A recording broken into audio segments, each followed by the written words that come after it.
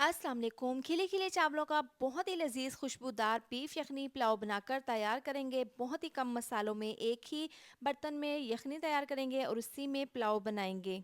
अगर आपने मेहमानों को इम्प्रेस करना है तो ये मज़ेदार सा कम मसालों में बना हुआ बीफ यखनी पुलाव बनाकर तैयार करें। रेसिपी पसंद आए तो फ्रेंड्स और फैमिली के साथ ज़रूर शेयर करें। तो चलिए बनाना शुरू करते हैं। सबसे पहले पैन में ऑयल को गर्म कर लेंगे। इसके बाद दो बड़े साइज़ के प्याज बारीक काट कर डाल देंगे और इसको हमने फ्राई कर लेना है। जैसे ही हल्का सा गोल्डन कलर आ जाएगा तो प्याज निकाल लेंगे। प्याज फ्राई करने के बाद इसको बटर पेपर के ऊपर डाल देंगे ताकि ये क्रिस्पी हो जाए। अब यहाँ पर है बीफ, बोनलेस और हड्डी दोनों का मैंने इस्तेमाल किया है। 1 किलो इसका वज़न है। हड्डी डालने से ना यखनी पुलाव बहुत ही लजीज बनता है। कढ़ाई में 1.5 कप ऑयल डाल देंगे, इसको गर्म कर लेंगे। इसके अंदर डाल देंगे बीफ और इसको हमने फ्राई कर लेना है। इतना फ्राई करेंगे कि इसका कलर चेंज हो जाए और इसके ऊपर गोल्डन सा कलर आ जाए। अब पुलाव के लिए हम पोटली तैयार कर लेंगे। तो मलमल के जालीदार कपड़े के ऊपर 2 चम्मच सौंफ, 1 चम्मच जीरा साबुत डाल देंगे। 15 अदद लौंग है, साबुत काली मिर्चें 15 अदद, बड़ी इलायची 2 अदद, दालचीनी के 2 टुकड़े हैं, साथ ही 1 चम्मच साबुत धनिया डाल देंगे और डाल देंगे 4 से 5 छोटे टुकड़े जलवतरी के हैं। 3 से 4 सब्ज़ इलायची है। इससे बहुत अच्छी सी खुशबू आएगी पुलाव में। तमाम खड़े मसाले डालने के बाद एक तेज़पात का पत्ता डाल देंगे। अब इसकी हमने पोटली इस तरीके से तैयार कर लेनी है। यहाँ पर देखें बीफ का कलर चेंज हो गया है और इसके ऊपर गोल्डन सा कलर भी आ गया है। अब 2 चम्मच फ्रेश लहसुन अदरक का पेस्ट डाल देंगे। 4 से 5 चम्मच चॉप कटी हुई इसमें प्याज डाल देंगे। साथ ही डाल देंगे 10 अदद फ्रेश आलू बुखारा। इससे ना पुलाव का जो जायका है बहुत ही ज़बरदस्त बनकर तैयार होगा।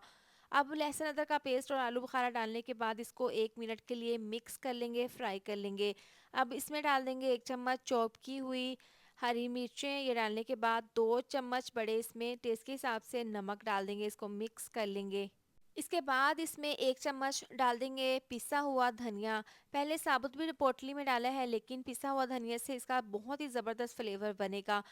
अब गरम मसालों की पोटली भी इसमें डाल देंगे और 6 से 7 गिलास डाल देंगे पानी, क्योंकि हमने बीफ को गलाना है और चावलों के लिए यखनी भी तैयार करनी है।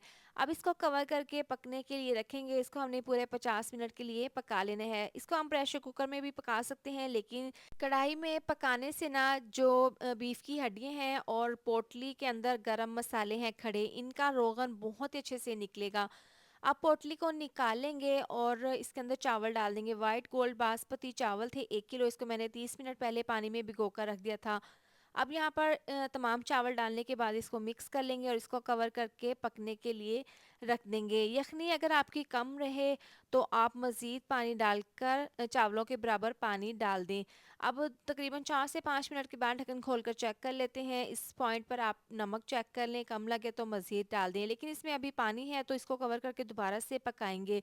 जैसे ही यखनी इसकी बिल्कुल ख़त्म हो जाएगी, चावल के अंदर यखनी बिल्कुल ड्राई हो जाएगी, तो इसके ऊपर फ्राई किए हुए प्याज डाल देंगे जो शुरू में हमने फ्राई किए थे और 4 चम्मच इसके अंदर डाल देंगे ऑयल। इस तरीके से डालने के बाद अब इसको कवर करके दम पर रखेंगे 20 मिनट के लिए। इसको बिल्कुल दम वाली आंच पर आपने चावलों को पुलाव को दम पर रख देना है। 20 मिनट के बाद ढक्कन खोलकर चेक कर लेते हैं। माशाल्लाह से बहुत ही लजीज खुशबूदार बीफ यखनी पुलाव तैयार है। इसका एक एक दाना खिला हुआ बना है। आप दावत में या फिर ईद पर मेहमानों को ये पुलाव बनाकर खिलाएं, बहुत ही ज़्यादा तारीफ़ करेंगे आपके इस पुलाव की।